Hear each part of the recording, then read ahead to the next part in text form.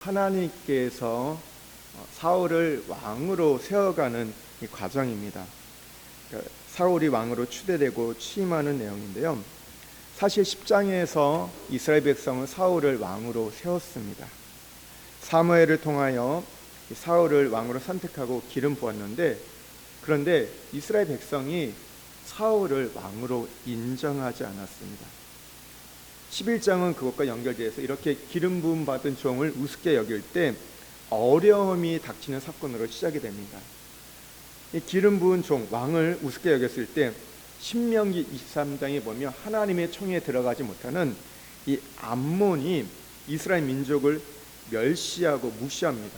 그리고 전쟁을 일으켜 쳐들어옵니다.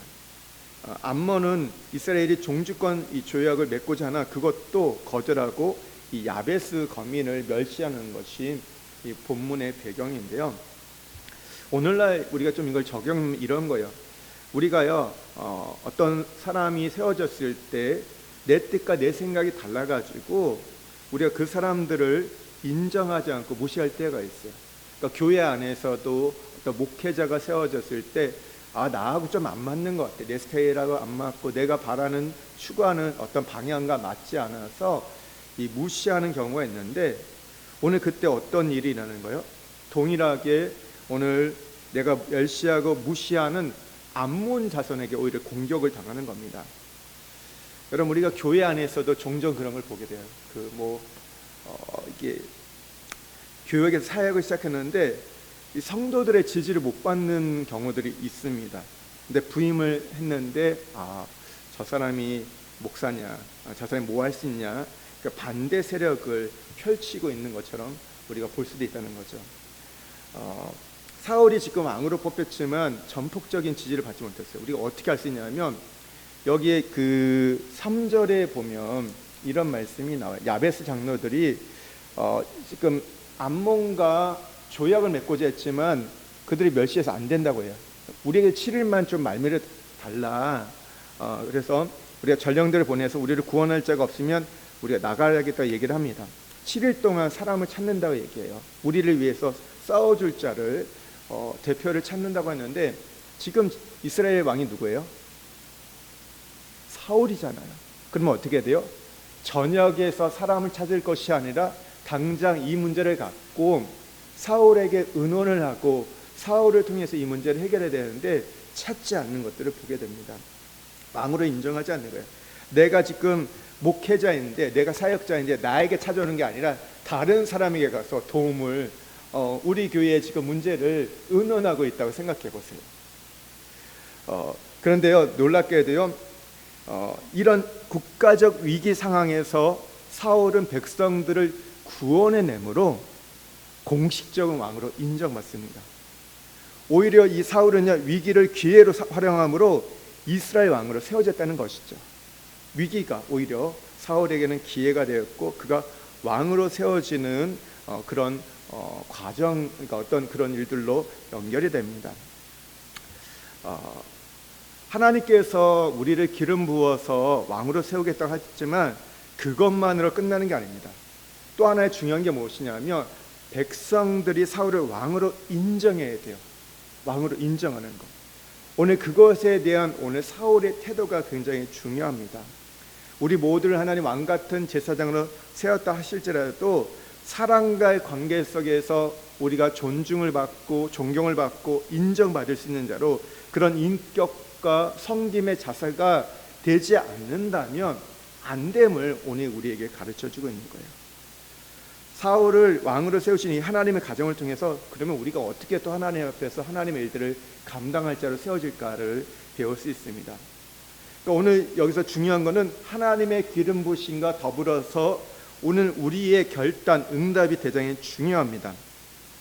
우리가 하나님이 어떤 감동을 주든지 순종하게 되므로 하나님도 내게 기름을 부으시고 나도 그 기름 부음에 대한 합당한 태도가 나타날 때 우리가 사람을 세우는 자, 사람을 돌볼 수 있는 목자가 된다는 것이죠. 근데 많은 사람들이 설교의 말씀을 듣고 감동을 받는데 대부분 감동을 받고 끝나는 경우가 많습니다. 그러면요 아무 일도 일어나지 않아요.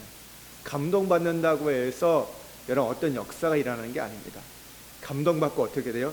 그의 합당한 태도와 삶, 우리의 순종이 있을 때 역사가 일어난다는 것이죠.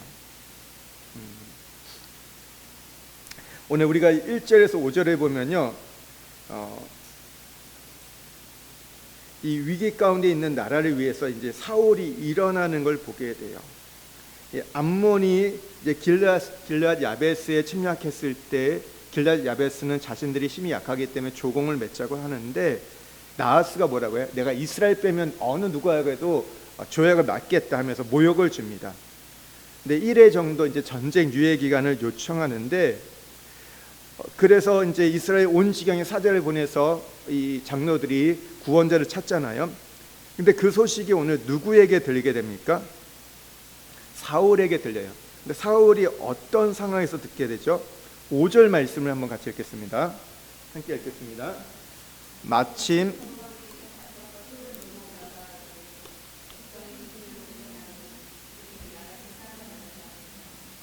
사울이 뭘 하고 있을 때 들었다고요? 밭에서 소를 몰고 있을 때입니다. 그러니까 예전에 그냥 자신의 그 직업을 따라 삶을 살고 있었어요.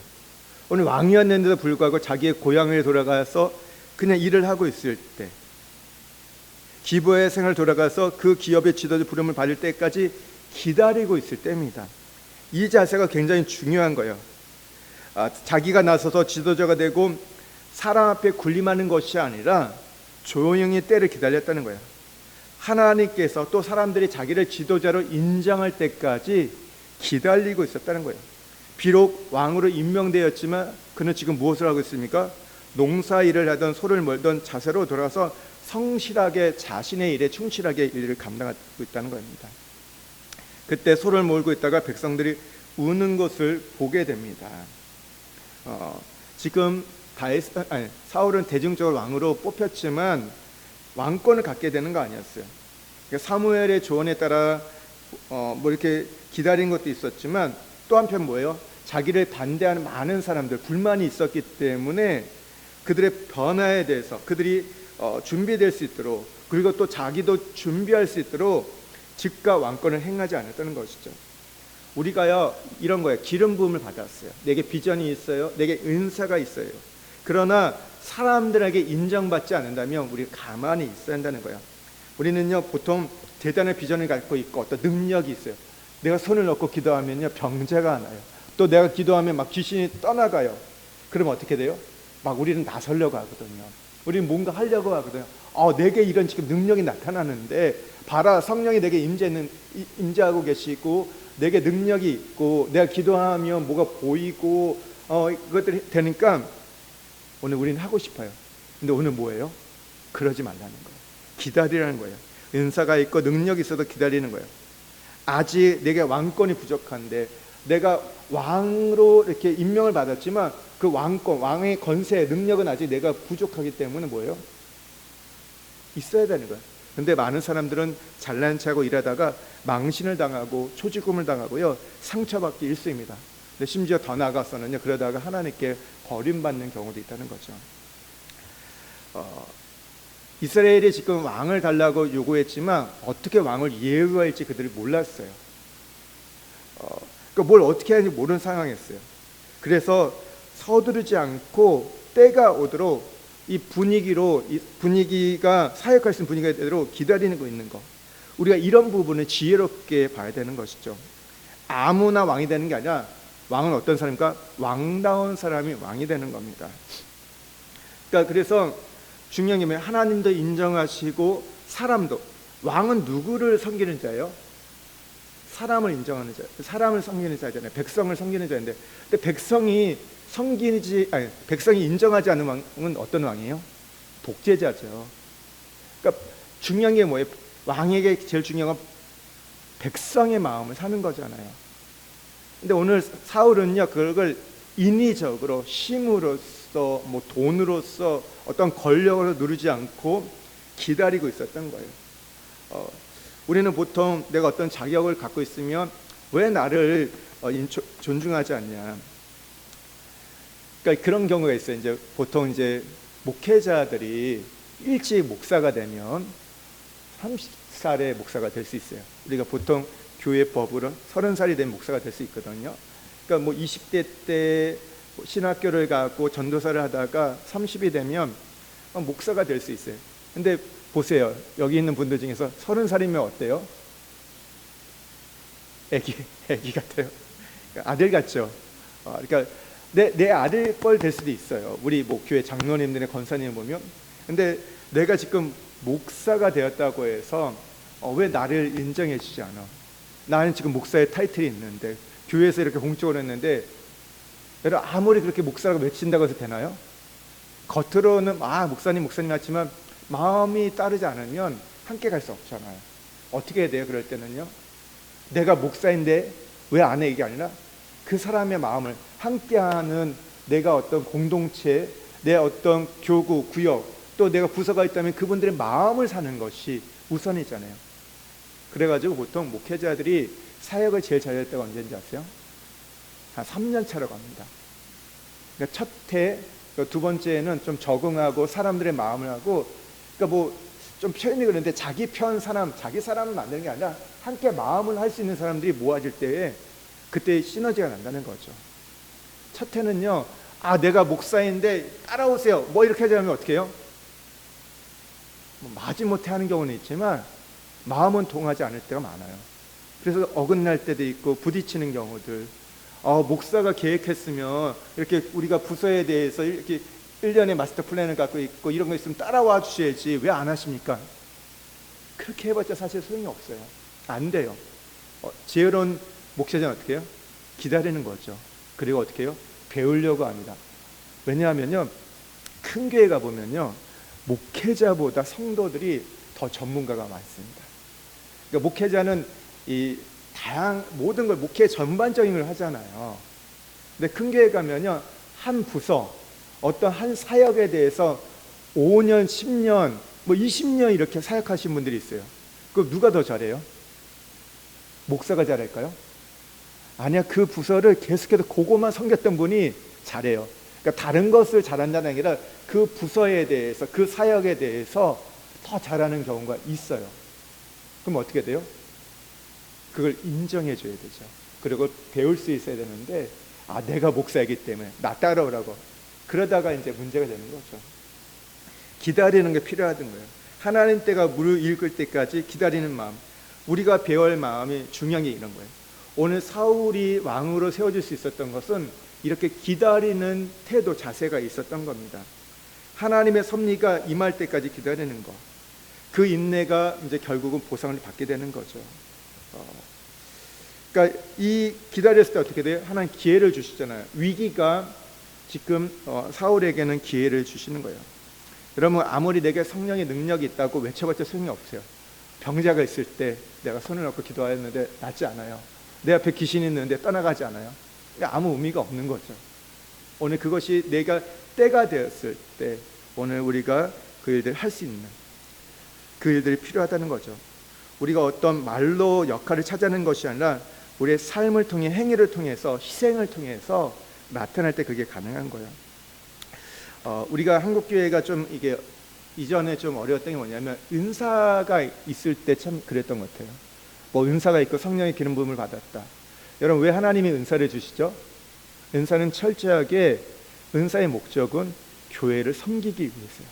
사람을 섬기기 위해서 주신 것이지 어느 경우에도 자신을 자랑하거나 드러내기 위해서 은사를 주시지 않았습니다. 에베소서에 보세요. 딱 말씀하세요. 교회를 세우기 위해서 은사를 주셨다고 말씀하세요.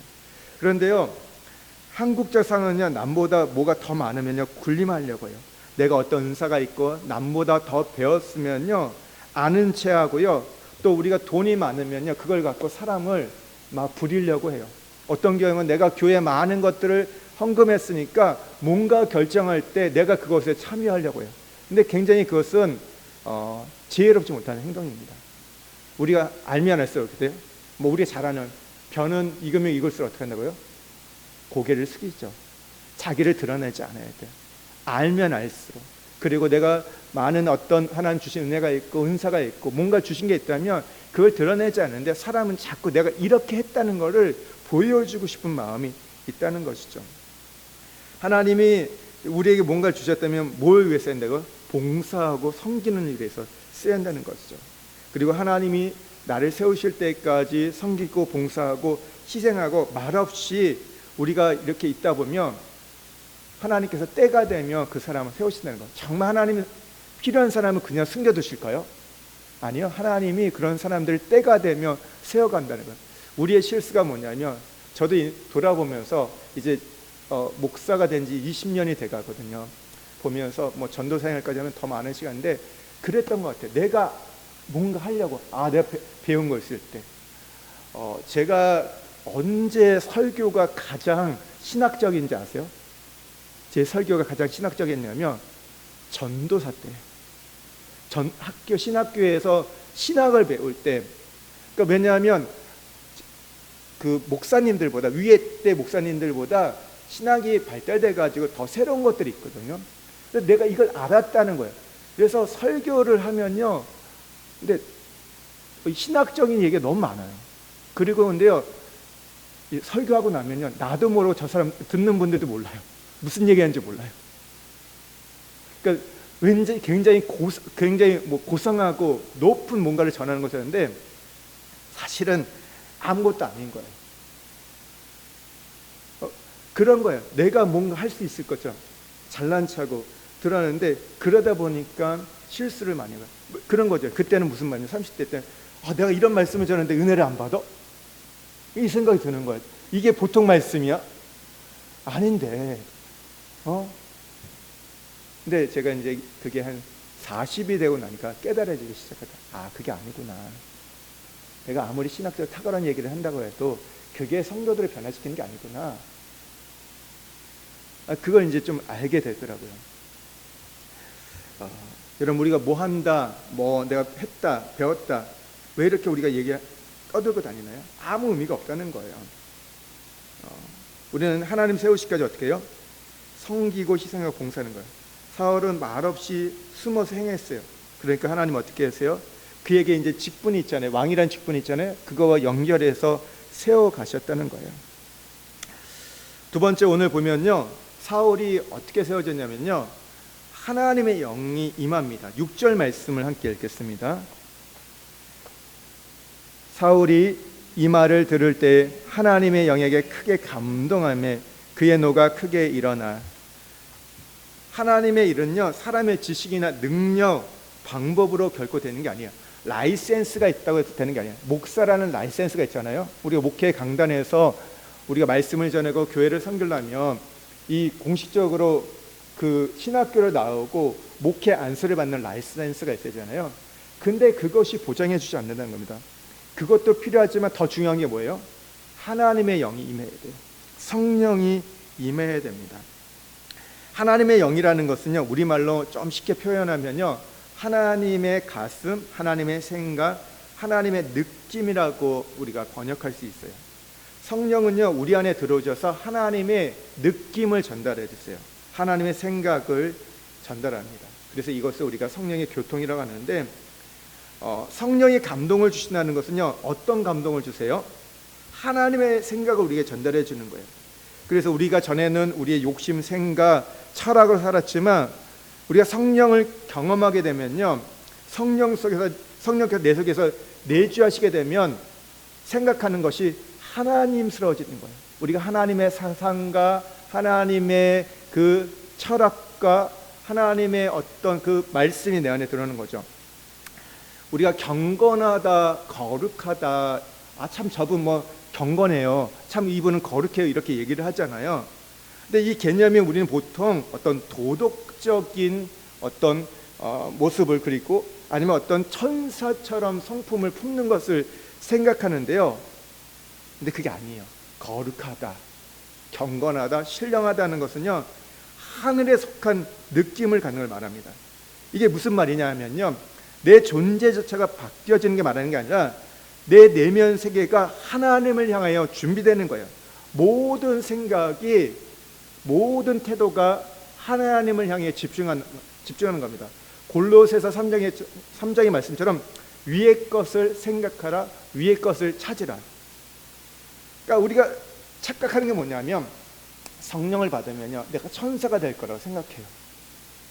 여러분 제가 천사인가요? 천사가 아닌가요? 여러분 어떻게 생각하세요? 어떻게 앞에 듣고 아니라고 얘기하세요? 전 성령을 받았는데요 천사가 아니에요. 여러분도 알고 저 자신도 알아요. 사람들은 근데 착각해요. 내가 성령을 받으면 천사가 되는 것처럼. 왜 우리가 사람들에 대해서 뭐라고 얘기해요? 저 사람 예수 믿는다고 하는데 성령 받았다고 하는데 왜 저 모양이야? 우리 이렇게 얘기하잖아요. 여러분 원래 우린 저 모양이에요. 근데 그거에 대해서 착각하는 거죠. 천사가 돼야 되는 거. 근데 그렇지 않다는 거죠. 우리가 성령을 받으면 내가 착해지고 천사가 되면 잘못된 거예요. 여전히 우리 안에 여러분 욕심이 있고 탐욕이 있을 수 있어요. 고약한 그런 마음들이 일어날 수 있어요. 음욕도 일어날 수 있습니다. 그런데 우리는 이렇게 생각해요. 우리가 이게 안 되면요 내가 이런 거예요. 100일 동안 잘 참았는데 어느 날 그래서 터졌어요. 그러면 사람들 뭐 생각하면 내가 아직 수양이 부족하구나, 훈련이 부족하구나, 교육이 부족하구나 이렇게 생각을 하거든요. 근데 이거는요 기독교가 아닙니다. 이건 뭔지 아세요? 불교입니다. 수양하고 돌을 닦고 하는 건요 불교예요. 힌두교입니다. 기독교는요 수양 종교가 아니라 하나님의 영을 갖고 사는 신앙입니다. 하나님의 영광을 모시고 사는 거지 내가 바뀌어지는 게 아니에요. 내가 바뀌어졌다고 생각하고 죄짓는 자리라든지 유혹의 자리 가면요 우리는 그냥 넘어지고 또 쓰러지고 좌절하는 걸 경험하게 돼요. 그러니까 내가 이것밖에 안 돼 생각할 거야. 우리 이렇게 내가 은혜 받았는데 내가 처음이었는데 어떻게 또 이렇게 죄를 지을 수 있어? 근데 죄를 짓게 된다니까요. 보세요. 여러분 은혜 받았는데 성령 받았는데 죄를 안 지으세요? 안 져야 되는데 또 죄를 짓고 있어요. 그게 우리의 현실이고 우리의 갈등입니다. 근데 우리가 그러면 내 인격이 멀었다, 준비가 덜 되었다, 맞는 말입니다. 근데 평생 우리가 그렇다는 겁니다. 우리는 어떻게 돼? 늘 십자가 앞에 서는 거예요. 나의 존재가 바뀌는 것이 아니라 나는 늘 폭발할 수 있는 존재이기 때문에, 폭탄 같은 존재이기 때문에 십자가 앞에 나가는 거예요. 그래서 예수 그리스도의 사람은 어떤 사람이면 날마다 자신의 정욕과 탐심과 자아를 십자가에 못 박는 자라고 해요. 나는 날마다 죽노라. 날마다 죽는 거예요. 날마다 십자가에 못 박는 거지 내가 지난번에 한 번 죽었기 때문에 끝났다? 아닙니다.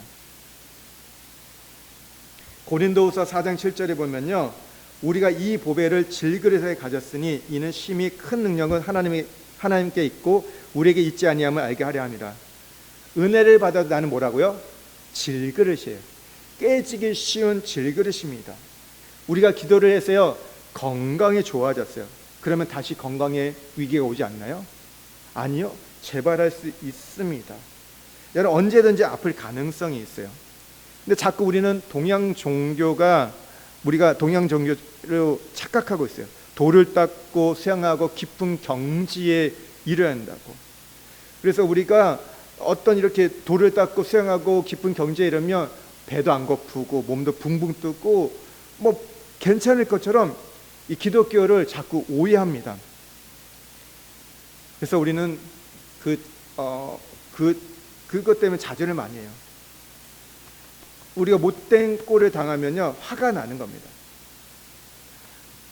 아직 내가 수양이 덜 돼서 아니라는 것이죠. 이런 거예요. 나는 질그릇이다. 내가 지금 주님을 생각하지 않았구나, 주님을 붙잡지 않았구나, 그러면서 스스로 십자가 앞에 나가 엎드리는 거예요. 주님 그렇습니다. 나는 은혜가 없이는, 성령의 도움이 없이는 오늘 하루를 살지 못합니다. 그래서 우리는요 날마다 하나님의 은혜를 구하는 존재가 되어야 되는 거예요. 성령의 도우심을 구하는 존재가 되어야 되는 것이지, 우리가 뭔가 됐다고 해서 나는 어제 잘했어, 그럼 오늘도 그냥 잘 될 거야, 그게 아니라는 거예요. 오늘도 날마다 찾아야 한다는 거예요. 여러분 우리가 난 이렇게 시련을 이겼다, 우리가 하다 보면요 이게 우리가 율법의 종교로 타락할 수 있는 거예요. 이런 게 좀 있어요. 이런 우리가 어떤 물건을 하는 거는 제일까요, 제가 아닐까요? 제가 아닌가요? 네? 물건을 사는 건 제가 될 수도 있고 제가 안 될 수도 있을 거예요. 왜냐하면 이 사람이 물건을 사고 싶은 거는 본능이잖아요. 근데 우리가 어떤 본능이에요. 근데 이 물건이 정말 내가 필요하고 합당한 걸 수도 있지만 우리가 안 그런 것도 있잖아요. 가소비하는 것도 있단 말이에요. 내가 그냥 보이고 싶어가지고 내 어떤 안목의 정력에 끌려가지고 또 누군가에게 자랑하려고 사는 거는 그건 옳은 게 아니잖아요. 근데 우리가 그럴 때 우리가 이걸 정력이라고 얘기하는데 이렇게 사고자 하는 마음이 있을 때 오늘 십자가 앞에 내어놓으면요, 우리가 그것을 안 살 수도 있는 거예요. 그러니까 내가 십자가 앞에 하나님 이게 정력입니다. 그래서 내려놓으면 구매하지 않을 수 있어요. 구약에서는요, 우리가 안식일을 지켜라. 신약으로 말하면 우리가 은혜를 받아야 한다는 게 기독교의 본질이에요. 그러니까 복음이 뭐예요? 하나님이 행하신 일을 내가 받아들이는 거예요. 그래서 그 은혜의 공로로 사는 것이 복음이에요. 근데 율법 종교는 뭐예요? 내가 행할 수 있는 능력을 갖는 겁니다. 그래서 우리가 뭐예요? 하나님 내게 더 힘을 주세요. 내게 더 능력을 주세요. 이렇게만 구하고 있으면요, 그것이 여러분 율법의 종교가 되는 거예요. 내가 무언가를 했다는 걸 자랑하는 것. 그러니까 어떤 분이 굉장히 어떤 성령의 능력이 좀 임하셨대요. 그래가지고 막 기도하며 병자가 낫고 귀신도 쫓고 어느 정도였냐면 죽은 자도 막 이렇게 죽어가는 사람도 살렸대요. 근데 언제부턴가 하나님의 능력이 싹 빠져있고 이분이 과거에 있었던 일만 계속해서 다니면서 얘기를 하신 거예요. 왜 그랬을까 생각해 보니까요, 이분이 말끝마다 하는 말이 뭐냐면 내가 했다, 내가 병을 고쳤다, 내가 귀신을 고쳤다, 내가 하나님의 위대한 일을 했다. 그러니까 자꾸 뭘 얘기해요? 내가 한 걸 얘기하는 거예요. 하나님이 행하신 일들이 아니라 내가 된 거예요. 제가 한 가지 봤던 것 중에 뭐냐면 참 하나님 귀하게 쓰시는 단체들이 있어요. 모임들이 있어요. 그래서 하나님 참 그걸 통해서 많은 사람들을 세우고 이렇게 일하시는데 어느 순간 그 모임이 쇠락할 때가 있는데 그때마다 공통점이 있더라고요. 뭐냐면요, 그 모임에서 모일 때마다 얘기하는 게, 사람들이 모일 때마다 그 모임의 리더에 대해서 얘기를 하는 거예요. 내가 이 목사님을 만나가지고 내 인생이 변화되었어. 이 목사님 때문에 내가 뭐가 어떻게 되었어요. 이 목사님을 만난 게 하나님 내게 가장 큰 은혜입니다. 그럴 수 있겠죠. 근데 모이는 사람들마다 다 그 얘기를 하는 거예요. 어떻게 된 거예요? 하나님은 온데간데 없고 그 사람이, 그 목회자가 마치 하나님처럼 돼버린 거예요. 굉장히 우리가 조심하셔야 돼요. 굉장히 그런 부분들. 그러니까 사람이 우상이 돼버린 거죠. 그 목회자가. 제가 그런 게 할 때마다 얼마 안 가면 그 모임들 좀 위험하겠다. 진짜 그러더라고요. 사람이 하나님보다 하면 성령이 떠나거든요. 더 이상 역사하지 않기 때문에.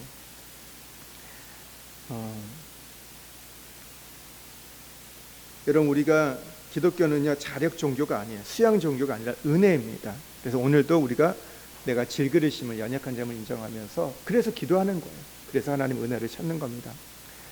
이 바울이 고린도 후서 11장에 보면요, 자기가 당한 고난들을 얘기해요. 뭐라고 얘기하냐면 내가 강에 위험을 당했다, 바다에서 위험을 당했다, 맹수의 위험, 동족에게도 위험을 당하고 배신을 당했다, 배고팠다, 굶주렸다, 내가 40에 하나 감한 매를 5번 맞았다, 이런 얘기를 계속 얘기해요. 자기가 너무 외로웠다고.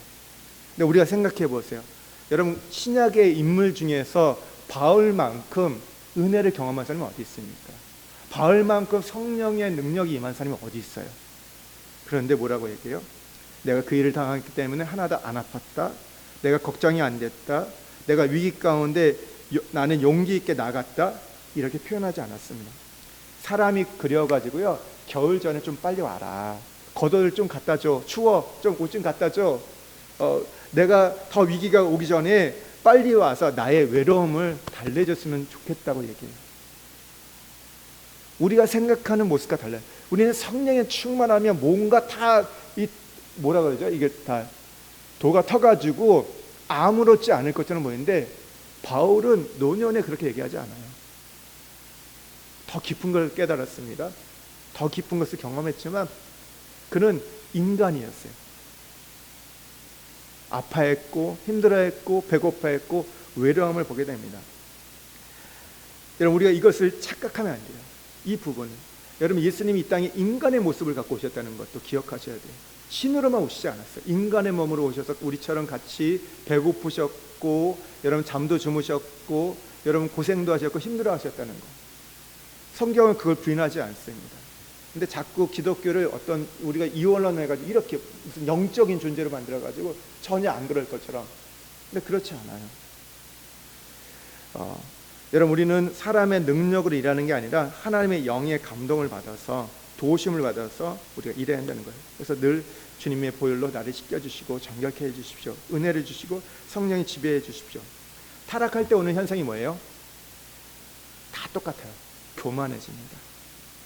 내가 그러니까 대화 가운데 내가 그러면 벌써 우리의 마음이 화석화가 된 겁니다. 사울이 망할 때 어떻게 해요? 내가 나오죠. 그래서 나중에 보면 내가 기념비를 세요. 기념비를 내가 자꾸 기념비를 세요. 내가 그 일을 했다. 내가 그러고 자기 이름을 드러내는 거예요.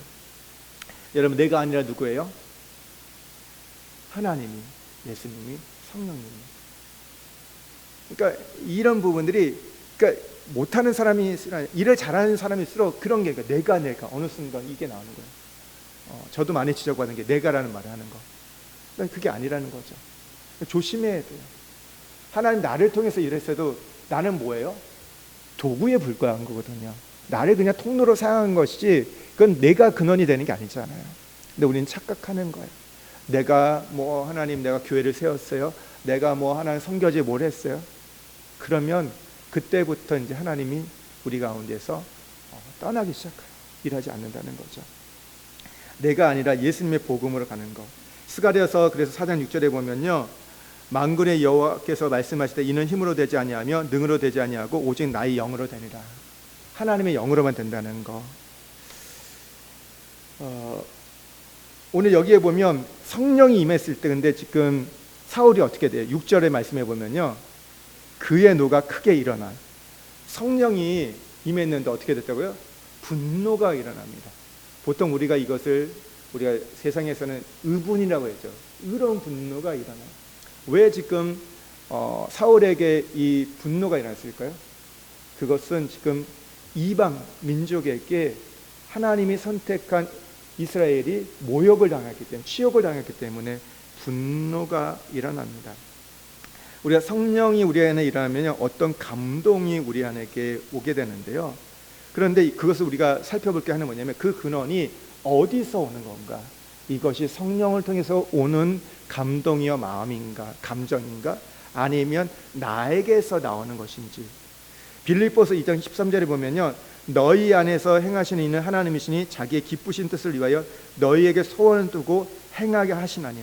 하나님이 우리에게 소원을 두고 행하시게 한대요. 우리에게 마음을 주시고 감정을 주셔서 그들을 행하게 하는데, 이게 앞에서 말씀드린 이 감동 터치가 내게서 오는 건지 하나님께서 오는 건지를 봐야 돼요.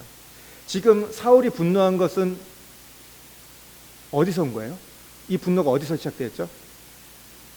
이것은 사울이 아니라 사울 자기의 마음속에서 아니라 하나님이 주신 거예요. 근데 이거요, 이걸 성령이 주신 거냐 내가 한 거냐 어떻게 구분할 수 있냐, 이런 거 있잖아요. 이런 거예요. 쉽게 얘기하면 평소에 화내는, 늘 화냈던 사람이 어느 날 화가 팍 났다. 이거는 99% 성령이 주신 게 아니라 자기가 화내는 거죠. 자기 성깔이, 성질이 그런 거죠. 근데 평소에 허영심이 많은 사람이 있어요. 근데 기도를 하는데 너 연금 복권 사, 로또 사, 이런 마음이 들었어요. 그건 뭐예요? 어디서 온 거예요? 이 복권 되면 그거 갖고 교회 짓고 뭐 누구 돕고 하는 거, 그런 마음을 주셨어요. 어디서 온 거예요? 자기에서 온 거죠. 허영심이 많은 사람이 하나님께 복권 사지 말라고, 복권 사라고 얘기하지 않아요. 보통 다 그걸 하지 말라고 얘기했죠. 그러니까 우리가 뭐 기분이 좋아지고 붕 떠가지고 어떤 자꾸 자기의 감정을 가지고 감동을 가지고 마치 하나님이 준 것으로 우리가 오해하면 안 됩니다. 우리의 어떤 이런 강렬한 열망이 일어날 때 우리의 육체의 욕망과 연결돼서 교묘하게 사탄이 이것을 이용할 수 있거든요. 속일 수 있거든요. 그래서 우리가 앞에서도 한번 얘기했지만 우리가 하나님의 음성을 듣기 위해서 어떻게 한다고요? 자기의 감정을 내려놔야 한다고 얘기했죠. 자기의 생각을 내려놔야지 들을 수 있는 거지. 자기 감정이 충만하고 자기 생각이 충만할 때는요, 하나님의 음성이 안 들립니다. 말씀을 안 하시는 게 아니라 말씀을 하셔도 내 생각이 있기 때문에, 내 감정이 충만하기 때문에 그게 안 들리는 거예요. 그러니까 우리가 자꾸 그럴 때는요, 본인이 분별이 안 되면요, 그러니까 다른 어떤, 우리가 지난주에도 했죠, 멘토와 함께 그것을 나누면서 확인을 받아야 돼요. 우리가 어떤 갈망이 날 때, 우리가 기질적으로 보면요, 다혈질에 있는 분들은 조심할 게 뭐냐면, 다혈질은 어때요? 워낙 기분파잖아요. 흥분해, 금방 확 올라가거든요. 그러니까 이분들 어디로 튈지 모르기 때문에 조심해야 돼요. 근데 반면에 점액질 같은 분들은 어때요? 우리가 기질로 보면요, 와도 뭐 싱숭생숭해요. 뭐 흥분해도 뭐 이건 아니야, 잘못된 생각이라, 이 거절하는 경우가 많다는 거죠. 그러니까 다혈질은 뭐예요? 오버하는 경우가 많고, 이 점액질 같은 건 뭐예요? 누르는 경향이 많죠. 그러니까 자기 기질을 잘 보셔야 돼요. 오늘 우리에게 중요한 건데, 성령이 오실 때, 감동을 주실 때 즉각적으로 순종하는 것. 오늘 이렇게 나갈 때 7절 말씀을 한번 같이 읽겠습니다. 한 결의에 소를 잡아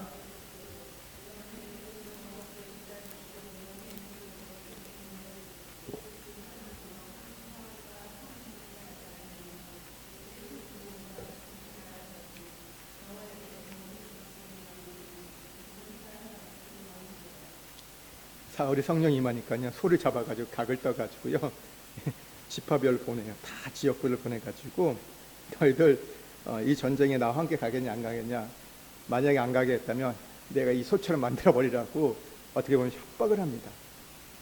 그런데요, 이것이 어떻게 돼요? 조는됐던 이스라엘 민족을 깨우는 나팔 소리 같이 됩니다. 이 사울의 소집에 대해서 어떻게 반응해요? 7절 하반절에 보면요, 여호와의 두려움이 백성이 임함에 그들이 한 사람 같은지라. 한 사람 같은지라. 오늘 성령 안에서 이 권세 아래에서 행동할 때 그런 어떤 표징이 나타났던 거죠. 여호와의 능력이 백성의 두려움으로 사울에게는 즉각적으로 복종하도록 충격을 가하게 됩니다. 그래서 이 일들이 함께 나가게 되는데, 이런 경우가 있었어요. 예전에 어떤 집사님이 목사님에게 찾아와가지고 상담을 했어요. 제가 잘 아는 어떤 기도하는 분이 저에게 목사님한테 이렇게 좀 돈을 주라고 계속 얘기를 해요. 제가 어떻게 하면 좋을까요? 그랬을 때 이 목사님이 이런 거야. 그것이 성령의 감동이라면 어떻게 하겠습니까? 순종하셔야죠. 그러니까 자기에게 돈을 준다고 해서 순종하는 게 아니라 성령께서 그렇게 감동을 주셨다면 따르는 게 맞기 때문에 순종하라고 얘기를 하셨어요. 돈을 드리라고. 그런데 한 가지 더 말씀하세요. 조금 좀 기다리시면 좋겠습니다. 성령님께서 집사님에게도 감동을 줄 때까지 조금만 기다리시고 감동을 주시면 그때 하셔도 될 것 같습니다. 그런데요, 그 뒤로 지금까지 아무 연락이 없다고 합니다. 사울만 분노가 일어났다면요, 혼자 어떻게 일을 감당해요? 어떻게 혼자 여러분 이 민족을 구원합니까? 똑같이 누가 일어나야 돼요? 백성들에게 감동이 함께 일어나야 됩니다. 그때 함께 대적과 싸울 수 있는 거죠. 이게 성령의 감동입니다.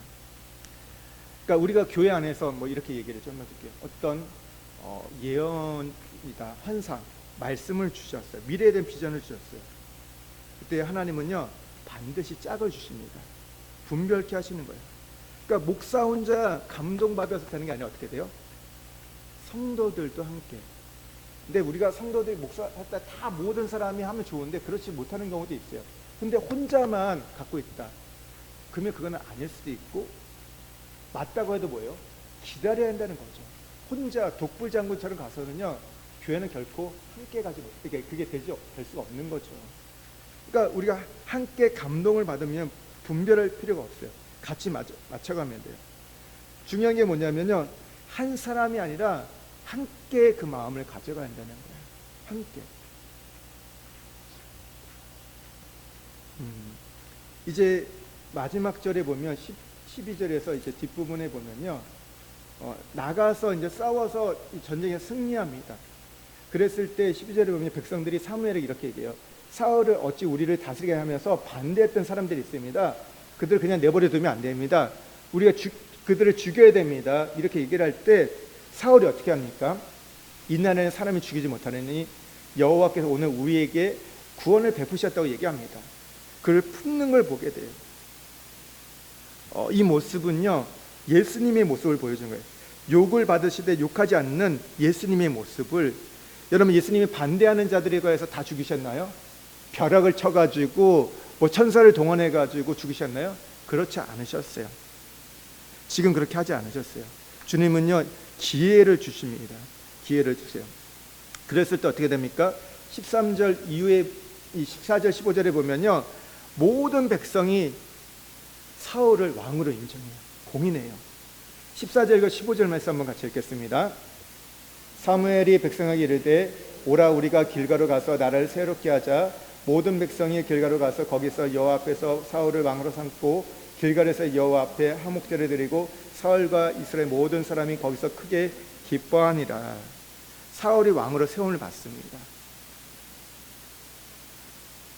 이전에도 왕이 되었지만 이제 진짜 왕이 된 거예요. 백성들에게 다 인정을 받는. 그리고 뭐예요? 15절에 보면 여호와 앞에 화목제를 드리고, 이제 그러면서 뭐예요? 이제 그가 왕의 지위를 얻었지만 다시 한번 하나님의 뜻에 따른 통치를 해야 한다는 거. 그리고 화목제를 드렸습니다. 화목제는 뭐예요? 내가 하나님과 가까워지기를 원합니다. 그러니까 지금 이 왕으로서 이제 사울이 사역을 감당하는데 내가 그 사역 이전에 하나님과 관계를 우선시하겠다는 그 고백을 화목제를 드립니다. 그 결과 어떻게 돼요? 사울과 이스라엘 모든 사람이 거기서 크게 기뻐하니라. 하나님의 부르심에 대한 공적 확증이죠. 고통과 굴욕 때문에 잊을 수 없게 되었던 그 장소가 이제 기쁨의 장소가 되었습니다. 앞에 보면요, 여러분, 이 백성들이 뭐 하고 있었어요? 울고 있었어요. 우는 소리가 오늘 사울에게 들렸습니다. 그런데 지금 어떻게 돼요? 그 울음이 기쁨으로 바뀌게 되었다는 것. 만약에 사울이 관용을 베풀지 않았으면 어떻게 됐을까요? 피바람이 불었겠죠. 그래서 곳곳에서 정말 애곡하고 통곡하며 분노하며 그 또 복수심이 불타오르는 일이 있었겠지만, 오늘 하나님의 영에 임했던, 오늘 분노했어요. 근데 그 분노는 뭐예요? 의분이었습니다. 하나님을 위한 분노했어요. 오늘 사울은요, 자신의 분노를 표출하지 않았어요. 그렇지 않나요? 나를 반대했던 사람이에요. 내 정적이 있어요. 얼마나 미울까요? 내가 이제 왕이 되었으니까 모든 사람, 그러니까 내가 공식으로 됐으니까 그 권력을 갖고 칠 수 있지만 그렇게 하지 않았어요. 자기의 분노를 표출하지 않았어요. 하나님의 분노를 표출했지만 자기의 분노를 표출하지 않을 때 어떻게 돼요? 모든 이들이 함께 기뻐하였더라. 우리 여기까지 간다는 것이죠. 우리가 어떤 일들을 섬길 때 나만이 기뻐하는 것이 아니라 나와 함께하는 모든 사람이 함께 기뻐할 수 있어야 한다는 거죠. 우리가 그렇게 힘들게 했던 일이 참고 기다리면요, 기다리는 일들이 기쁨으로 바뀔 수 있음을 우리가 기억하셔야 됩니다. 오늘 말씀을 좀 정리할게요. 사울이 어떻게 왕으로 세워질 수 있었습니까? 기다리는 지혜가 있었던 거예요. 하나님 앞에서 또 사람들 앞에서 그 때가 될 때까지 기다리는 것. 그리고 더불어서 하나님의 영으로서 일들을 감당했기 때문에 가능합니다. 그리고 하나님의 분노를 품지만 자기의 분노를 품지 않고 사람들에게 관용을 베풀었기 때문에 그 울음이 오늘 기쁨으로 바뀌었음을 기억하시기 바랍니다. 함께 기도하겠습니다. 하나님, 오늘 우리가 사울을 왕으로 세우시는 그 모습을 보게 됩니다. 사울이 이렇게 지혜롭게 성령의 감동을 따라서 왕이 되는 과정을 보면서 우리도 이렇게 따라가기를 원합니다. 하나님, 우리가 앞서지 않고 내가 뭔가를 갖고 있다고 해서, 내가 능력이 있다고 해서 그걸 드러내고 보이려고 하지 않고 하나님의 때를 기다리며 또 사람들이 나를 인정해 줄 때까지 하나님 그 시간들을 기다릴 수 있는 지혜로움이 우리의 삶 속에서 또 성실하게 내게 맡겨진 일들을 봉사하고 수고하며 갈 수 있는 우리가 되게 하여 주십시오. 또 하나님, 우리가 하나님의 일을 감당하는 것은 우리의 힘으로 능력을 하는 게 아닙니다. 하나님의 영의 감동을 통해서, 오늘 성령의 능력을 통해서 할 수 있음을 고백합니다. 하나님, 내가 자꾸 나를 드러내려고 하는 우리의 정력들을 십자가에 못 박게 해주시고, 날마다 우리가 하나님의 은혜를 받고 질그릇처럼 깨지기 쉬운 존재이기에 오늘 성령의 그 도우심과 그 역사와 능력을 덧입어서 우리가 감당케 하여 주옵소서. 하나님, 우리가 하나님의 분노를 품지만 하나님 나의 분노를 품지 않게 하여 주십시오. 하나님, 나의 분노를 품게 되면 하나님, 그것은 더 큰 우리에게 아픔을 주고 보복을 주고 복수를 줘서 피바람이 불게 됩니다. 오늘 사울이 오늘 하나님의 분노로 원수에 대해서 싸웠지만 자기의 정적을 향해서는 그 분노를 하나님 표현하지 않을 때 울음바다였던 그 땅이, 그 지역이 오늘 기쁨의 땅으로 바뀜을 보게 됩니다. 하나님, 우리의 분노를 드러내지 않고 하나님의 것을 드러낼 수 있는 성령의 감동에 따라 살아갈 수 있는 우리가 되게 하여 주옵소서.